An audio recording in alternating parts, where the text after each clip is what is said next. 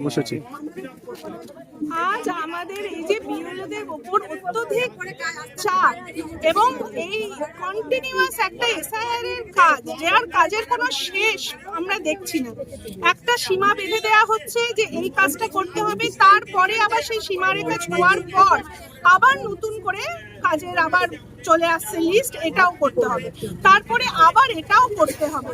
আমাদের একটা সিস্টেম, আমরা একটা সিস্টেমেটিক ভাবে একটা কাজে করি, যেখানে স্কুলের কাজ মানছি, সরকারি কর্মচারী হিসেবে কিছু বাধ্যবাধকতা তো থাকেই।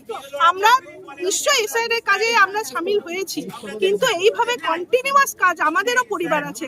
আজ আমিও আমার আজকে একটু নার্ভের সমস্যা আক্রান্ত হয়ে পড়েছি এবং এটার জন্য আমি মেডিকেল সমস্ত কিছু দেখাতেও রাজি আছি এবং আমার সঙ্গে আরো অনেক দিদিমণি বা মাস্টারমশাই আছে। সবাই এইভাবে অত্যধিক চাপ আর নেওয়া যাচ্ছে না এবং একের পর এক কাজ, এই কাজ আবার আজকে শেষ করব, আবার হয়তো রাতে দেখবো আবার নতুন করে হিয়ারিং নোটিশ চলে এসছে।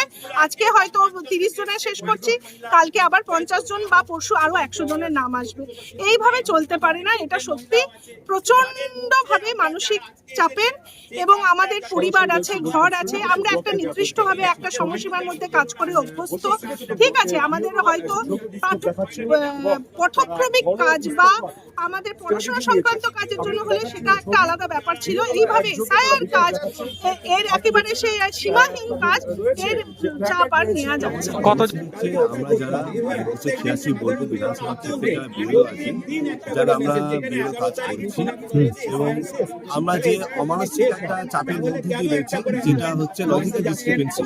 সেই ডিসক্রিপেন্সি যে নামের বানানের ভুল, যে সফটওয়্যার 2002 সাল থেকে তথ্য নিয়ে আপলোড করেছে, সেই তথ্যে দেখা যাচ্ছে যে খুবই সামান্য ভুল ত্রুটি যেগুলো সফটওয়্যার করেছে, যেমন নামের ক্ষেত্রে কারো ডাবল এ এসছে, কারো ডাবল এ আসেনি, কারোর মুখার্জি টাইটেল সেটা পদবিটা আসেনি, সেইগুলোকে লজিক্যাল ডিসক্রিপেন্সি ফেলা হচ্ছে।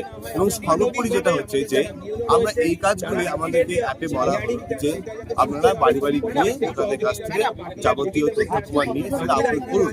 আমরা আপলোড করলাম, আপলোড করার পর দেখা যাচ্ছে তাদেরই আবার হিয়ারিং এসেছে। এটা কেন? এটা তো ঠিক নয়, কারণ তারা অলরেডি বাবা বা মা বা স্বয়ং ব্যক্তি যে 2002 সালের নাম ছিল এবং তারা ম্যাপ হয়েছে, ম্যাপ হওয়ার পরেও কেন মানুষকে হয়রানি? হ্যাঁ, যে এর আগে যে যারা আনম্যাপ ছিলেন, এজেড পার্সেন্ট 40-50, যাদের 40-70 বয়স, ঠিক আছে, তাদের হিয়ারিং হয়েছে, খুব সুন্দরভাবে হয়েছে, কোনো আমাদের অভিযোগ ছিল না, আরো ভালোভাবে কাজ করেছে। এখন যখন তাদের বাড়িতে গিয়ে আমরা যাচ্ছি যে আবার আপনি হিয়ারিং এ যেতে হবে, তখন আমাদের বিভিন্ন প্রশ্নের সম্মুখীন হতে হচ্ছে, যে প্রশ্নের উত্তর আমরা দিতে পারছি না ভোটারদেরকে, যে কেন যাব আমরা তথ্য দিয়েছি। এবং যখন যখন এসআর ফর্ম জমা নিল, তখনই বলতে পারতো যে আমাদের এই ফর্মগুলো না হবে, তখন আপনারা নিলেন না।